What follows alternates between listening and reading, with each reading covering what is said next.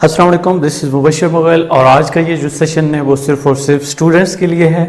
Students 9-10 से लेके सुवान जितने भी स्टूडेंट्स हैं वो इस लेक्चर को देख सकते हैं। चूँकि इस लेक्चर में मैं सबसे पहले मैं ये बताऊंगा कि पेपर को प्रिपेयर कैसे करना है, तैयार कैसे करना है, और सेकंड मैं चीज़ बताऊंगा कि पेपर को अटेम्प्ट कैसे करना है, ये प्रेजेंट कैसे करना है। तो इसके लिए मैं आज बोर्ड का यूज़ करूंगा। आई होप कि आप इसको अच्छे से समझ पाओगे। तो सबसे पहले हम अपना टॉपिक लिख लेते हैं जो कि स्टूडेंट्स के लिए मैंने स्पेशली कहा है, और अगर कोई टीचर देख रहा है तो वो भी इस चीज़ को ज़रूर देखे, क्योंकि अगर वो कुछ सजेशन मुझे देना चाहे तो वो भी दे सकता है, और अगर उसको ये लेक्चर अच्छा लगा तो अपनी स्टूडेंट्स तक वो शेयर कर सकते हैं। तो चलते हैं अपने लेक्चर की तरफ।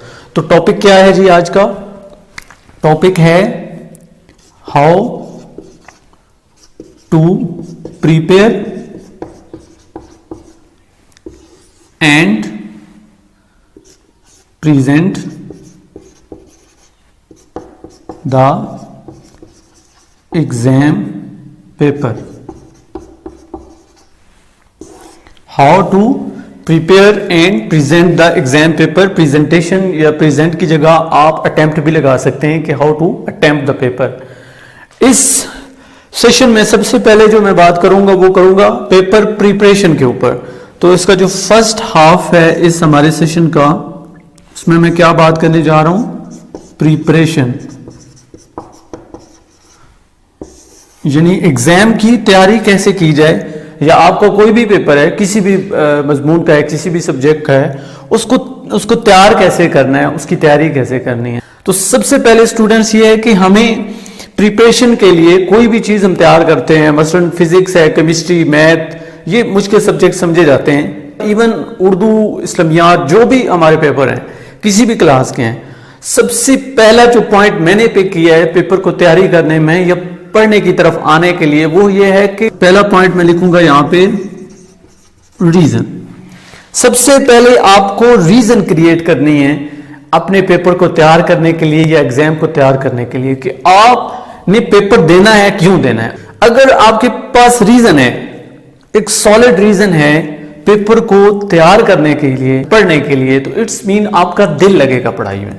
अगर आप ये जानते ही नहीं हो कि मैं क्यों पढ़ रहा हूं, या पेपर देने से मुझे क्या फायदा होगा, या पढ़ने से मुझे क्या फायदा होगा, तो यकीन करें आपका दिल नहीं लगेगा पढ़ाई में।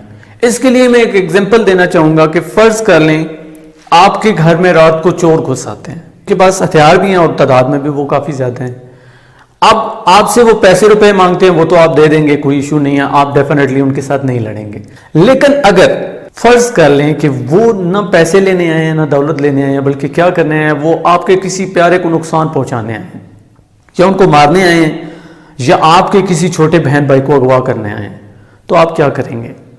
आपके पास बेशक एक छोटी सी स्टिक होगी, लेकिन आप उसके साथ लड़ोगे। आपको पता है कि वो आपको फायर मार देगा, आपकी जान चली जाएगी, लेकिन आप आखिरी दम तक लड़ोगे। आप इतनी एनर्जी एकदम से बंदे में कैसे आ जाती है? सिर्फ और सिर्फ इस वजह से कि आपको लड़ने की वजह मिल गई है, और वजह क्या है? आपका प्यारा। इसी तरह जब आप पेपर प्रिपेयर करते हो, अगर आपके पीछे कोई रीजन है, कोई भी रीजन है, किसी भी प्यारी चीज को इसके साथ टैग कर दें, किसी भी अवार्ड को इसके साथ टैग कर दें, किसी भी शाबाश को इसके साथ टैग कर दें, या कोई भी ऐसी चीज जो आपको बहुत ज्यादा पसंद है उसको टैग कर दें कि मैंने इसलिए पढ़ना है, अगर मैं नहीं पढ़ूंगा तो ये चीज मुझे नहीं मिलेगी।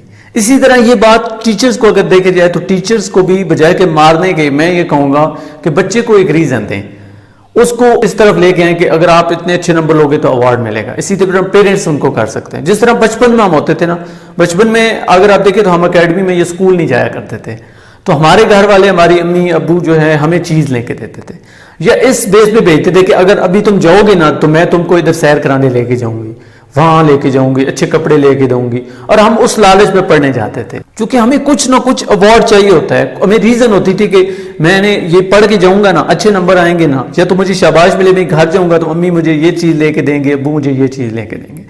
इसको कहते हैं कि आपके पास रीजन है।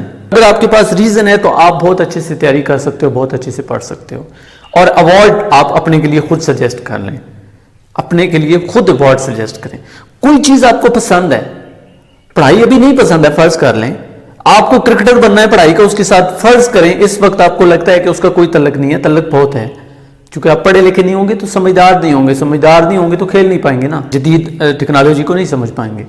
तो इसके लिए आपको अपनी उस प्यारी चीज को, उस एम को, उस पर्पस को इसके साथ टैग कर देना है और इसको एज अ ज़ादे राह समझना है। अगर आप ये काम कर रहे हो और आपके पीछे रीजन है तो मैं आपको गारंटी से कह रहा हूं कि आप जरूर पढ़ोगे। तो सबसे पहले पढ़ाई के पीछे रीजन को लेके आए, किसी प्यारी चीज को टैग कर दें। सेकंड पॉइंट पे आते हैं। सेकंड पॉइंट ये है कि हमें अक्सर हम चीज याद करते हैं, मसलन दिल भी किया, पढ़ भी रहा हूं, चीज सवाल ये बनता है कि मैं पढ़ता भी हूं लेकिन प्रॉब्लम ये है कि मुझे भूल जाता है। तो उसके लिए दो चीजें मैं आपको कहूंगा। सबसे इंपॉर्टेंट बात यह है कि जब आप क्लास में पढ़ रहे हैं, टीचर आपके मौजूद हैं, तो वो चीज टीचर के साथ डिस्कस करें। अगर फर्ज किया वो वक्त चला गया है, अभी चूंकि पेपर नजदीक आ गए हैं, उसके बाद जब आप पेपर प्रिपेयर कर रहे हैं तो आपने ग्रुप स्टडी करनी है। क्या करनी है? ग्रुप स्टडी करनी है। चूंकि आपको यहां पे मैं लिख देता हूं ग्रुप स्टडी, आपको ग्रुप स्टडी करनी है। अब समटाइम ये भी होता है कि ग्रुप स्टडी जो है वो हम कोई ऐसे, हमारे दोस्त, पहली बात है कुछ दोस्त होते ही नहीं, अगर कोई दोस्त हैं तो वो बजाय कि स्टडी करने के वो हमें बातों की तरफ लगा सकते हैं। तो अगर इस चीज से भी बचना चाहते हैं तो फिर एक और चीज है, वो ये है कि आपने डिस्कस करना है वो चैप्टर, वो सवाल या वो टॉपिक अपने आप के साथ। अकेले आप कहीं रूम में बैठ जाएं और जिस तरह टीचर क्लास में लेक्चर देते हैं इस तरह अपने आप को लेक्चर दें और यूं समझें कि आप अपने आप को समझा रहे हैं या किसी बच्चे को समझा रहे हैं। यानी आपने डिस्कस करना है इसको टू योरसेल्फ। आपने वो टॉपिक, वो चैप्टर खुद से डिस्कस करना है। ऐसे डिस्कस करना है जैसे आप किसी को पढ़ा रहे हैं, जैसे क्लास में टीचर पढ़ाता है। मैं आपको गारंटी से कहता हूं कि जब आप डिस्कस करके पढ़ेंगे, डिस्कशन होगी आपके साथ या अपने दोस्तों के साथ या टीचर्स के साथ, तो वो चीज आपको कभी नहीं भूलेगी, आपको हमेशा याद रहेगी। थर्ड टिप पे चलते हैं कि थर्ड टिप क्या हो सकता है प्रिपरेशन के लिए।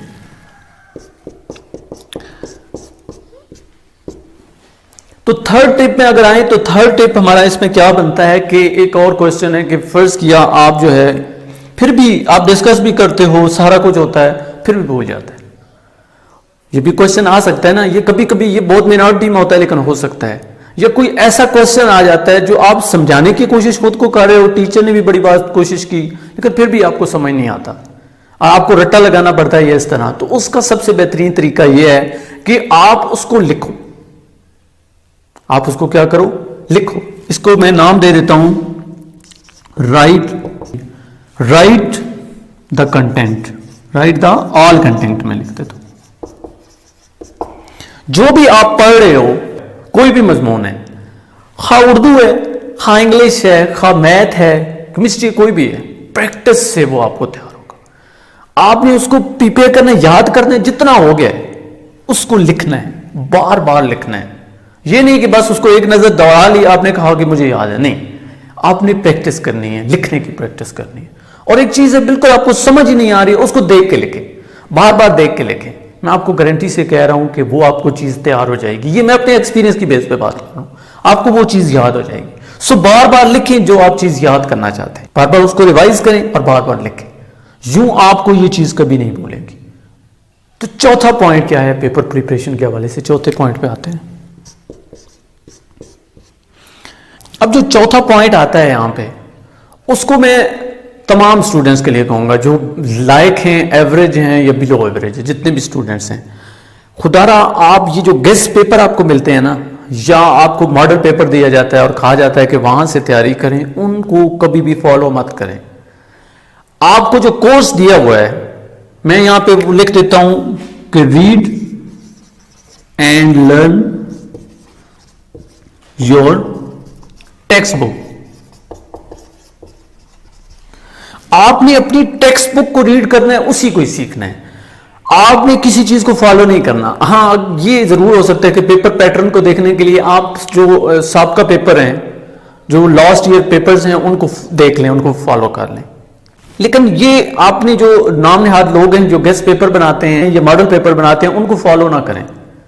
अगर फर्ज किया कोई टीचर आपको रिकमेंड करता भी है तो उसको फॉलो करने का भी मकसद सिर्फ और सिर्फ इतना हो, आपको मेथड आ जाना चाहिए। लेकिन आपने जो तैयारी करनी है वो बुक से करनी है या जो आपका टीचर आपको नोट्स लिखवाता है उससे करनी है। ये जरूर हो सकता है कि टीचर अगर कोई नोट्स रिकमेंड करता है तो वो जरूर करें, लेकिन नॉर्मली 100% जो आपको फोकस होना चाहिए वो बुक पे होना चाहिए, क्योंकि आपका जो एग्जामिनर है उसने बुक को फॉलो करना है। तो आप भी जितना ज्यादा बुक को फॉलो करेंगे आपका इतना ज्यादा फायदा होगा। अब लास्ट जो इसमें पॉइंट बनता है पेपर प्रिपरेशन के हवाले से, बिलो एवरेज या एवरेज स्टूडेंट्स के लिए मैं टोटका बताने जा रहा हूं। अब पूरी की बुक पढ़नी, पूरी की पूरी बुक आपको रीड करनी है, लर्न करनी है, ये तो कॉमन सेंस है और सबको करनी चाहिए जो आसानी से कर सकते हैं, पूरा साल पढ़ते जाना है। लेकिन वो बच्चे जो नहीं कर सकते तो उनके लिए मेरी सजेशन ये है कि कभी भी इंपॉर्टेंट क्वेश्चंस पे गौर ना करें, यानी पूरी बुक के इंपॉर्टेंट क्वेश्चन सबसे निशान लगवा लिए। अब आप बेशक गौर कर लें, हर एक बंदे का गैस अपना होता है, हर एक बंदे के लिए इंपॉर्टेंट भी अपना अपना होता है। तो ये ना हो आप इंपॉर्टेंट क्वेश्चन पूरी बुक के याद कर लो लेकिन वो किसी काम के ना हो, तो ये काम नहीं करना है। आपने इंपॉर्टेंट चैप्टर याद करने हैं। क्या चीज याद करनी है? इंपॉर्टेंट चैप्टर, इंपॉर्टेंट क्वेश्चंस नहीं, इंपॉर्टेंट चैप्टर। निशान लगवा सकते हैं आप किसी से, यहां पे मैं लिख देता हूं फोकस ऑन चैप्टर्स या इंपॉर्टेंट चैप्टर्स।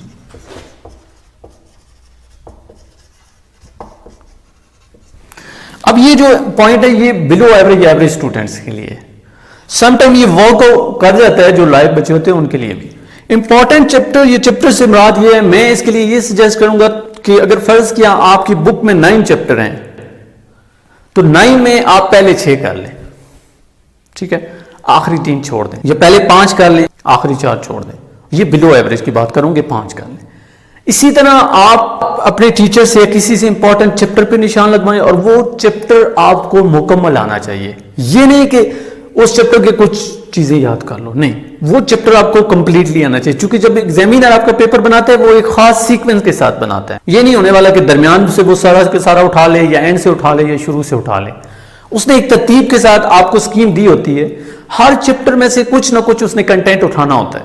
तो आपको सिंपल क्या करना है, सिंपल है और बहुत सिंपल है, और वो काम ये है कि आपने इंपॉर्टेंट चैप्टर करने हैं, या पहले चैप्टर कर लें जितने आप कर सकते हैं, या आखिरी कर लें। मैं ये सजेस्ट करूंगा कि अगर फर्स्ट ईयर की फिजिक्स की बुक है तो उसमें 11 चैप्टर है, 11 चैप्टर है तो कम से कम आपको 7 जरूर तैयार करने हैं, पहले 7। और पहले 7 अगर आप तैयार कर लेते हैं, मैं आपको गारंटी से कहता हूं 80 से 90% आपका पेपर अटेम्प्ट हो जाता है। चूंकि चॉइस होती है उसको आप छोड़ दें, और अगर इस चीज को फॉलो करके आएंगे तो आई होप कि आपको सारे का सारा वो कंटेंट याद रहेगा, आपको भूलेगा नहीं। तो पहले हाफ में हमने क्या बात की, पेपर प्रिपरेशन के ऊपर। तो पेपर प्रिपरेशन में सबसे पहला पॉइंट, रीजन क्रिएट करें। किस चीज की रीजन? पढ़ने की रीजन, कि मैं क्यों पढ़ रहा हूं। कोई अवार्ड सजेस्ट कर ले। एक और चीज मैं यहां पे चलो लिख देता हूं, अवार्ड योरसेल्फ। अब ये अवार्ड योरसेल्फ के बारे में एक और चीज भी मैं लिख देता हूं, एक और यहां पे लिख देता हूं, सेट द टारगेट। जब आप ये रीजन, उसको लिए टारगेट भी सेट वहां पे ही कर लें, अपने इर्द गिर्द लिख के लगा लें कि मैंने ये टारगेट अचीव करना है, ठीक है, इतने नंबर लेने हैं, अपने इर्द गिर्द लिख के लगा लें, उसको पहले ही वाजे और आपका क्लियर। सेकंड, मैंने कहा कि ग्रुप स्टडी करें, टीचर के साथ डिस्कस करें, और अगर ये दोनों काम नहीं कर सकते तो खुद से डिस्कस करें, अपने आप को लेक्चर दें, आपको चीज कभी भूलेगी नहीं। थर्ड चीज, राइट द ऑल कंटेंट। जो भी आप याद कर रहे हो, जो याद नहीं हो रहा है उसको बार बार लिखो, प्रैक्टिस करो। बार बार लिखोगे तो आपको वो चीज याद रहेगी, लंबे अरसे तक याद रहेगी। फोर्थ पॉइंट मैंने क्या बताया, read and learn your text book. सारे का सारा फोकस अपनी टेक्स्ट बुक पे रखें, या जो टीचर ने रिकमेंड किए notes. Model paper, guest paper पे कभी भी ना जाएं। मेरी रिकमेंडेशन सिर्फ टेक्स्ट बुक है, और टेक्स्ट बुक ही आपने पढ़नी है, एमसीक्यूज के लिए भी, शॉर्ट क्वेश्चंस के लिए भी, लॉन्ग क्वेश्चंस के लिए भी। आपका फोकस टेक्स्ट बुक होना चाहिए। लास्ट पॉइंट क्या है, focus on chapters, important chapters, not on questions. Important question नहीं देखने, इंपॉर्टेंट चैप्टर देखने। ये नहीं कि आपके सिर्फ पेपर में काम आएगा, बाद में आप कहीं इंटरव्यू के लिए जाते हो तो कम से कम एक चैप्टर तो आपको 100% क्लियर होना कि यार ये मुझे अच्छे से आता है। और वो तब होगा जब वो पूरा चैप्टर आपने पढ़ा होगा, सारे का सारा कंटेंट पढ़ा होगा। अगर आधी बुक याद की हुई है तो आधी तो आपको 100% आनी चाहिए ना। तो ये था पेपर प्रिपरेशन। तो हम चलते हैं कि पेपर को प्रेजेंट कैसे करना है या अटेम्प्ट कैसे करना है। तो इसको अरेज करते हैं। तो सेकंड हाफ है हमारा प्रेजेंटेशन।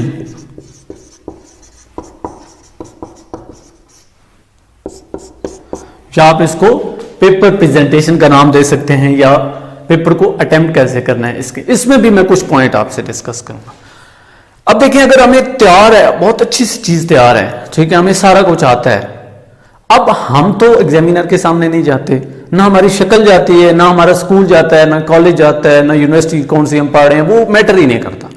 मैटर सिर्फ क्या करता है कि हमारा जो वो आउटलुक है हमारे पेपर की, वो बताएगी कि मैं कितना लायक हूं, वो बताएगी कि हम क्या हैं। आपकी पूरे साल की कारकर्दगी उस छोटे से पेपर पे होगी, आंसर शीट पे होगी, और उसको जितना अच्छा आपने रिप्रेजेंट कर लिया, जितना अच्छा आपने उसको लिखा, इतना एग्जामिनर इंप्रेस होगा और इतने अच्छे नंबर देगा। तो सबसे पहली सोच आपकी ये होनी चाहिए कि आपने एग्जामिनर को इंप्रेस करना है। अब इंप्रेस जो है एग्जामिनर फूल बूटे बनाने से नहीं होगा, या आप खुशबू साथ ले जाएं तो पेपर पे मारते रहें, तो खुशबू से नहीं होगा। एग्जामिनर खुश होगा आपके पेपर की आउटलुक को देख के, जो कंटेंट उसने पूछा अगर वही आप जवाब दे रहे हो तो इसमें पॉइंट बाय पॉइंट में चलता हूं। सबसे पहला जो पॉइंट इसमें आता है वो आता है मार्जिन लाइन, या आप इसको हाशिया कह सकते हैं, जो साइडों पे लाइनें लगाते हैं। मैंने जो पेपर्स देखे, कुछ पेपर्स ऐसे आते हैं, मसलन अभी 8th क्लास के पेपर हो रहे हैं ना, तो उनका पेपर जो है प्रिंटेड शुदा होता है। प्रिंटेड शुदा से मुराद ये कि क्वेश्चन ऊपर लिखा होता है और नीचे कुछ लाइनें उन्होंने छोड़ी होती हैं, ठीक है, और उसके बाद दूसरा क्वेश्चन लिखा होता है, तीसरा सवाल। तो ऐसे पेपर्स में तो आपको मार्जिन लाइंस लगाने की जरूरत नहीं है, या हाशिए लगाने की बिल्कुल कतन जरूरत नहीं है। इसके अलावा भी कुछ बोर्ड्स के ऐसे एग्जाम हैं जहां पे आंसर शीट जो आपको दी जाती है उस पर ऑलरेडी मार्जिन लाइंस लगी होती हैं। ये पेपर को कैसे प्रेजेंट करना है उन्होंने पहले से ही लाइनें लगाई होती हैं, ठीक है, तो उसमें भी आपको मार्जिन लाइन लगाने की कतन जरूरत नहीं है। अब मार्जिन लाइन सिर्फ उधर लगानी है जहां पे जरूरत हो, यानी जो बिल्कुल प्लेन पेज हो, ठीक है, उस पे आपने मार्जिन लाइन लगानी है। और मार्जिन लाइन कैसे लगानी है, फर्ज कर लें यहां पे एक मैं पेपर का एक पेज बनाता हूं, फर्ज कर लें, फर्ज किया कि ये एक आपका आंसर शीट का जो है पेपर है, ये बिल्कुल क्लीन है, या ऐसे लाइनें लगी हुई हैं लेकिन हाशिए नहीं है साथ में लगे हुए। तो इसमें सबसे जो बेस्ट चीज मैंने आज तक पिक की है वो ये है कि जिस साइड से आपने लिखना शुरू करना है, मसलन अगर आप इंग्लिश का पेपर दे रहे हैं या कोई भी सब्जेक्ट जो इंग्लिश में आप पढ़ते हैं उसका पेपर दे रहे हैं, तो हमेशा जो लाइन लगानी है, जिस साइड से आपने लिखना शुरू करना है उस साइड पे लगानी है। मसलन इंग्लिश का कर रहे हैं तो लेफ्ट साइड पे लाइन लगानी है, उर्दू का कर रहे हैं तो आपको राइट साइड, इंग्लिश के लिए लेफ्ट और उर्दू के लिए राइट। फर्स्ट के यहां पे मैं इंग्लिश की बात करता हूं, तो आपने ज्यादा से ज्यादा गैप भी बहुत ज्यादा नहीं रखना, ज्यादा से ज्यादा जो गैप रखना है वो एक उंगली का यूं रखना है, यूं, ठीक है, इस हिसाब से आपने यूं लाइन लगा देनी है। किस साइड पे, इंग्लिश का पेपर है, लेफ्ट साइड पे आपने लाइन लगा दी, दूसरी साइड पे मार्जिन लाइन कोई लगाने की जरूरत नहीं है। और अब आपने यहां से लिखना शुरू करना है, यहां तक जाना है, ठीक है, ये मार्जिन लाइन है। अगर आप उर्दू का है तो उर्दू को मैं इस साइड पे लगानी है और इस साइड पे आना है।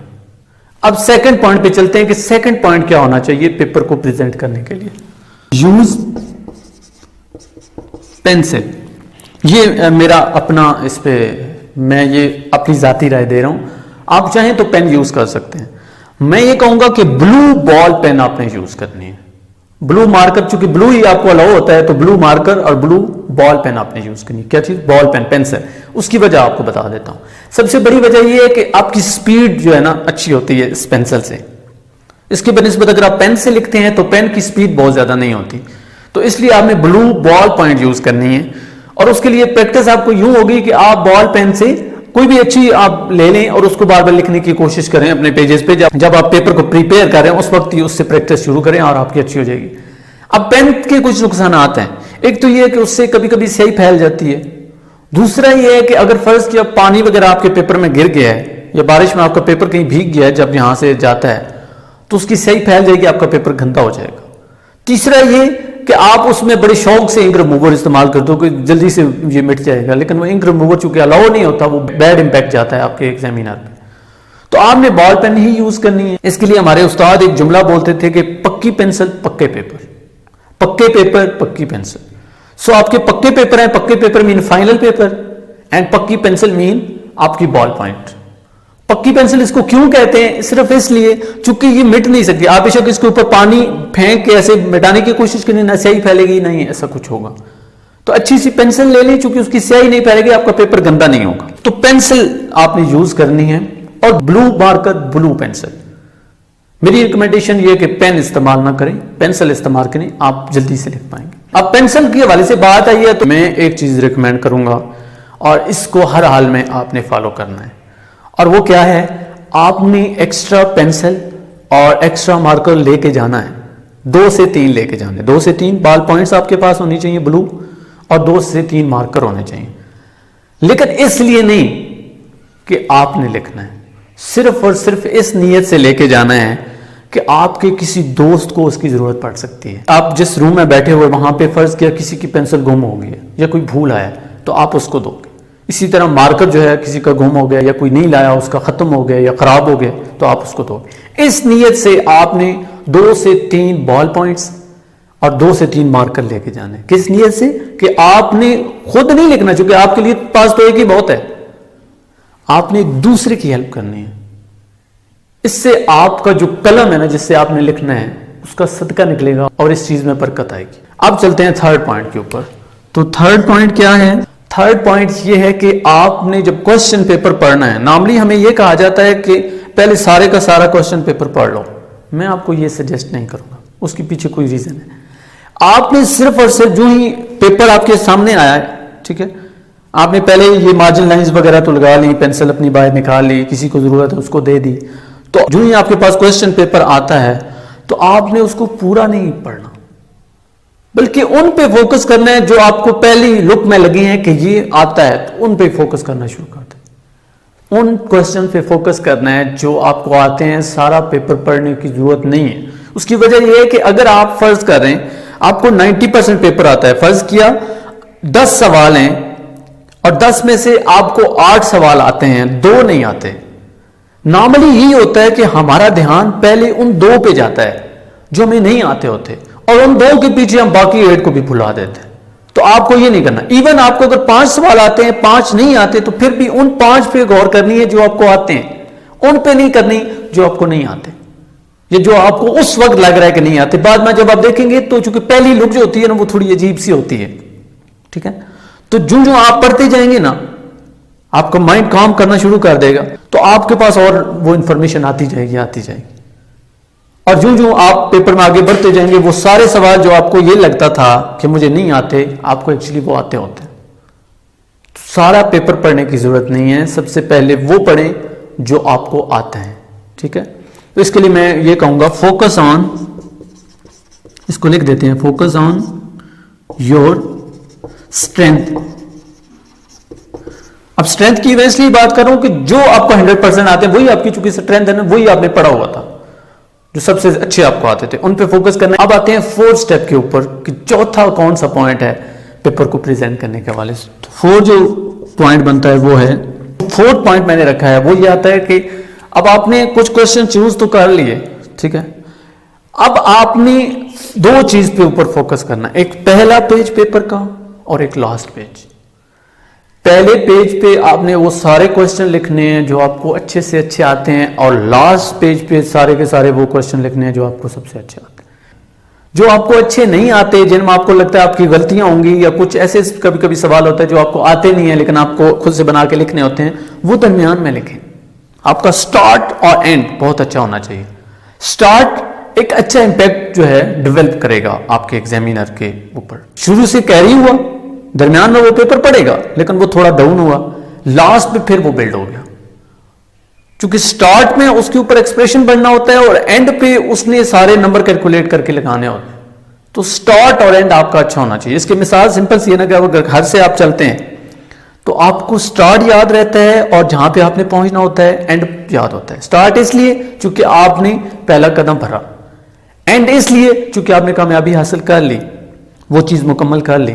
दरमियान वाली चीजें जो भी होता है आप उसको भूल जाते हो। इसी तरह एग्जामिनर भी दरमियान वाली चीजों को इतना गौर नहीं करता, स्टार्ट और एंड पे गौर करता है। तो आपका स्टार्ट और एंड सबसे अच्छा होना चाहिए। तो इसको पॉइंट को मैं लिख देता हूं, focus on first page and lost page. अब नेक्स्ट पॉइंट की तरफ चलते हैं। पांचवा पॉइंट क्या है? पांचवा पॉइंट आता है कि अब सवाल एक बनता है ना कि फर्ज किया आप लिख रहे हो और आपसे कुछ एक आध लाइन या कुछ अल्फाज गलत हो गए, यानी आपने गलत लिख दिया है, कटिंग हो गई। फर्ज कर रहा हूं ना, मैं यहाँ पे अगर कुछ लिखता हूं, फर्ज किया मैं फिजिक्स का स्टूडेंट हूं तो मैं यहाँ पे लिखता हूं physics is the branch of science, ठीक है, सो ऑन। फर्ज कर रहे हैं कि ये लाइन जो पहली मैंने लिखी, यहां पे मैंने केमिस्ट्री की लिखनी थी, फिजिक्स की लिख दी, यानी गलत हो गया मुझसे। तो अब क्या किया जाए? अब एक बात जो नॉर्मल बच्चे करते हैं वो ये क्या करते हैं कि पेंसिल ली या मार्कर लिया ना, उसको यूं काटना शुरू कर देते हैं, यानी इधर कोई चीज लिखी हुई है यूं यूं यूं। तो ऐसा नहीं करना है, आपने सिंपल करना है। अब आपसे गलती हो गई है ना, तो उसको छुपाए नहीं, होशियार ना बने। आप क्या करना है, आपने उसके सेंटर पे एक लाइन लगानी है, जो गलत हो गया एक कोने पे छोटा सा क्रॉस, दूसरे कोने पे छोटा सा क्रॉस।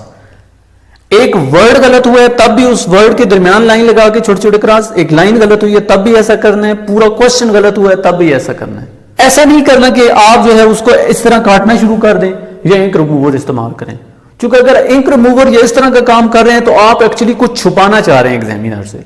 तो आप एग्जामिनर से कुछ छुपाएंगे ना तो वो आपको अच्छा नहीं समझेगा। आपने गलती भी होगी है तो उसको वाज़ेह बता दें कि मुझसे गलती हो गई, तो वो आपके नंबर नहीं काटेगा। सो अगर आपको कटिंग करनी है तो वो कैसे करनी है? दरमियान में लाइन लगा देनी है और छोटे छोटे क्रॉस, जो कि आपका गलत हो गया, ऐसे उसको बार बार रगड़ना नहीं है या इंक रिमूवर इस्तेमाल नहीं करना। तो ये जो पांचवा पॉइंट है इसको हम इधर लिख लेते हैं, और वो क्या है? कटिंग। कि कटिंग आपने कैसे करनी है, यानी आपको गलत हो गया तो कैसे करना। अब आते हैं छठे पॉइंट के ऊपर कि छठा पॉइंट क्या है। छठा पॉइंट मैं लिखूंगा बी सिंपल। अभी पीछे मैंने बात भी की कि आपने होशियारी नहीं करनी। अब होशियारी किस चीज की? सबसे ज्यादा हम होशियारी ये करते हैं, इसको ऐसे ऐसे काटते हैं, ठीक है। दूसरी होशियारी ये करते हैं कि हम बहुत ज्यादा लाइनें छोड़ देते हैं। ये काम नहीं करना है कि जनाब 3 वर्ड आपने पहले लाइन पे लिखे, 3 दूसरी पे लिखे, 3 चौथी पे लिखे, और यूं आपने शीटें ज्यादा लगा दी। शीटें ज्यादा लगाना, फजूल लगाना, ये भी होशियार बनने की आप कोशिश कर रहे हैं, जो कि एग्जामिनर को बिल्कुल भी अच्छा नहीं लगेगा। या फर्ज किया आपने एक क्वेश्चन एक पेज पे लिखा, दूसरा दूसरे पे, तीसरा तीसरे पे पेज जाया कर रहे हो, ये भी होशियार बनने की कोशिश कर रहे हो, जो कि गलत है। बैड इंपैक्ट जाएगा आपका, ठीक है। तो आपने होशियार बनने की कोशिश नहीं करनी है, सिंपल रहना है, सादगी से पेपर को प्रेजेंट करना है। सादगी से मुराद ये भी नहीं है कि खाली पेपर को छोड़ें, सादगी से मुराद ये है कि सादा अल्फाज में लिखें, फूल बूटे ना बनाएं, एक्स्ट्रा चीजें ना लिखें। कई बच्चे बिस्मिल्लाह शरीफ लिख देते हैं, 786 लिख देते हैं। यार पढ़ लो ना, उसको बार बार पढ़ लो, एक मरतबा नहीं 10 मरतबा पढ़ लो, 100 मरतबा पढ़ लो जब सवाल हल कर रहे हो। लेकिन लिखने की जरूरत क्या है? एक्स्ट्रा चीजें लिखोगे तो एग्जामिनर को अच्छा नहीं लगेगा। एक्स्ट्रा चीजें नहीं लिखनी है, ना एक्स्ट्रा काम करना है। ये भी होशियारी होती है कि हमें क्वेश्चन का आ गया 5 अटेम्प्ट करने को और हम 6-7 अटेम्प्ट कर रहे हैं कि एक गलत हो जाएगा, ये बहुत बैड इंपैक्ट जाता है। आप उसने वही चेक करने जो पहले आपने 5-6 किए हुए हैं। 5 अगर दिए हैं तो पहले जो 5 किए होंगे वही चेक करेगा। तो होशियारी ना दिखाएं, जो आपसे कहा गया है वही आप करें, ठीक है। और इसके लिए एक और भी चीज है कि आपने ओवर राइटिंग जो है आपने नहीं करनी। फर्ज किया आपने ये क्वेश्चन लिखा, आपको लगता है कि आपने कोई लाइन मिस कर दी और वो बड़ी इंपॉर्टेंट है। अब आप अक्सर बच्चे करते क्या हैं कि उसको ये जो दरमियान में थोड़ा सा गैप है ना, इसके बीच में यूं लिखना शुरू कर देते हैं। ये मेरे साथ हुआ था फर्स्ट ईयर में, जब मैं था, मैंने उर्दू का जब पेपर निकलवाया था, चूंकि मेरे नंबर बहुत कम आए थे तो मैंने पेपर निकलवाया, चूंकि मेरा पेपर बहुत अच्छा हुआ था। वहां पे जो मारूजी का पेपर था मेरा सारा गलत हुआ पड़ा था। उसकी वजह ये थी कि मारूजी का पेपर हमारा ऐसा होता था कि प्रिंटेड शुदा होता था, वो प्रिंटेड शुदा था और मैंने 4-5 लाइनों का मुझे चूंकि आंसर आता था तो मैंने उनको बीच बीच में ऐसे छोटा छोटा करके लिख दिया, या वो साइडों पे जो जगह थी उधर ऐसे ऐसे लिखता रहा। उसकी वजह से उसने मेरा वो सारा क्रॉस कर दिया। ये पेपर मैं खुद देख के आया था अपना। सो आप बीच में लिखने की जरूरत नहीं है। अब सवाल ये बनता है कि अगर बीच में नहीं लिखना तो कहां लिखूं? एक हो सकता है कि वहां आप स्टार देख के उसको बता दें कि हमने वहां लिखना है, यानी एग्जामिनर के लिए आसानी पैदा करें। नहीं तो लिखने की जरूरत ही नहीं, जो लिख दिया वो लिख दिया। चूंकि पक्के पेपर, पक्की पेंसिल, पक्का काम पहले ही हो गया। फाइनल एग्जाम है आपका, वो बेस्ट एग्जाम है और उसमें इस तरह की जो चीज अब आपने लिख दी वो पक्की होगी। ठीक है, गलत होगी तो उसको तरीकाकार ये है, बीच में लिखने की जरूरत नहीं, अगर लिखेंगे तो बैड इंपैक्ट जाएगा, और फालतू चीजें भी लिखने की जरूरत नहीं है। इसमें जो 7वां पॉइंट बनता है, 7वां पॉइंट ये है कि आपकी राइटिंग। अब ये जब मैं पढ़ा रहा था कॉलेज में, तो वहां पे जब मैं बच्चों के टेस्ट चेक करता था, तो एक दफा एक सबसे लायक बच्चा था, उसका टेस्ट मेरे पास आया, तो चूंकि मुझे समझ ही नहीं आ रहा था उसने क्या लिखा हुआ था, तो मैंने उसकी काफ़ी गलतियां निकाली और यूं उसके नंबर बहुत कम आए। अब उसको आता सारा था, मुझे चूंकि वो सुना देता था, तो क्या हुआ, वो जब मैंने चेक करके वापस किया तो वो पेपर लेके मेरे पास आ गया, कहता है कि सर आपने बड़ी ज्यादती की है, मेरी ये चीज़ भी ठीक थी, ये भी ठीक थी, ये भी ठीक थी। मुझे एक्चुअली फर्क ही नहीं पता चल रहा था कि उसने टी लिखा हुआ है या एफ लिखा हुआ है। तो अब ये बात याद रखें कि सम टाइम आप जो लिखते हो आपको तो समझ आ रहा होता है, क्योंकि आपको पता होता है कि ये मैंने टी लिखा है, इस लिहाज से लिखें या सोच पे लिखें जब आप लिख रहे हो कि मैंने नहीं पढ़ना है, किसी और ने पढ़ना है। अगर कोई भी बंदा आसानी से आपकी राइटिंग पढ़ सकता है, ये नहीं कि आप सिर्फ, कई तो बच्चे ऐसे होते हैं जो अपनी राइटिंग खुद भी नहीं पढ़ सकते, तो ऐसा लिखना है कि अगले बंदे को आसानी से समझ आ जाए। चूंकि अभी आप टेस्ट देते हो तो क्लास में आपको टीचर को बता देते हो कि सर ये मैंने टी लिखा था, ये मैंने एफ लिखा था, ये मैंने जी लिखा था, ये एम लिखा था, ये एच लिखा था। लेकिन आप एग्जामिनर को कैसे बताओगे? एग्जामिनर के सामने तो आपका पेपर आना है, तो वो पेपर बताएगा कि आपने क्या किया हुआ है। अगर समझ आ रही होगी तो वो नंबर देगा, अगर समझ नहीं आ रही होगी तो वो नंबर नहीं देगा। अब मैं फाइनली इस चीज को अगर एक लाइन में मैं बयान करूं को पेपर को तैयार कैसे करना है और पेपर को प्रेजेंट कैसे करना है, तो पेपर को तैयार करने की एक ही वन लाइनर ये है कि आपने एक रीजन क्रिएट करना है, अवार्ड क्रिएट करना है जिसके लिए आप पढ़ रहे हो। अगर ये है तो आप बहुत अच्छे से पढ़ पाओगे। और पेपर प्रेजेंट करने वाले से एक ही लाइन में कहूंगा, और वो ये है, आपका पेपर अगर देख के एग्जामिनर के सामने पेपर आया और अगर वो देख के कहे कि वाओ क्या पेपर है, तो समझ जाएं कि आप नंबर ले गए हो। लेकिन अगर आपका पेपर सारा आता था और आपका पेपर देख के एग्जामिनर के चेहरे पे 12 बज गए हैं ना, तो वो आपको नंबर नहीं देने वाले। सो पेपर को इतना अच्छा लिखें, इतनी प्रेजेंटेशन अच्छी हो कि एग्जामिनर मुतासर हो जाए। आपने एग्जामिनर को मुतासर करना है, आप कोई भी तरीका इस्तेमाल करें, कोई भी जो बता रहा है, लेकिन वो इतना अट्रैक्टिव होना चाहिए कि उस बंदे को देखते सार वो आपको नंबर देने पे मजबूर हो जाए। इतनी अच्छी टेक्निक आपने इस्तेमाल करनी। और जितने भी टीचर्स हैं स्पेशली, वो अगर समझते हैं कि कोई और उनके पास ऐसा कंटेंट है तो कमेंट में बताएं, ताकि और बच्चे जब आए तो वो सीखें यहाँ से। और अगर आपको ये लगता है कि वाकई ये इन्फॉर्मेटिव वीडियोस है और स्टूडेंट्स के लिए फ़ायदेमंद है, तो काइंडली इसको अपने स्टूडेंट्स के साथ शेयर करें और दूसरे अपने दोस्तों के साथ शेयर करें, सो डैट कि मुझे भी अप्रिसिएशन मिले और बच्चे इससे बहुत सीखें। क्योंकि मेन मकसद इस लेक्चर का बनाने का सिर्फ और सिर्फ ये है कि बच्चे सीखें, उनके पास अच्छा कंटेंट हो और वो ज़्यादा से ज़्यादा कामयाब हों। मेन मकसद इस वीडियो का ये है, इस सेशन का ये है। तो मुझे उम्मीद है कि आपने पेपर प्रेजेंटेशन के हवाले से और पेपर प्रिपरेशन के हवाले से, बात तो बहुत ज़्यादा लंबी की जा सकती है, लेकिन आपने बहुत कुछ सीखा होगा। Stay blessed. अल्लाह हाफिज़।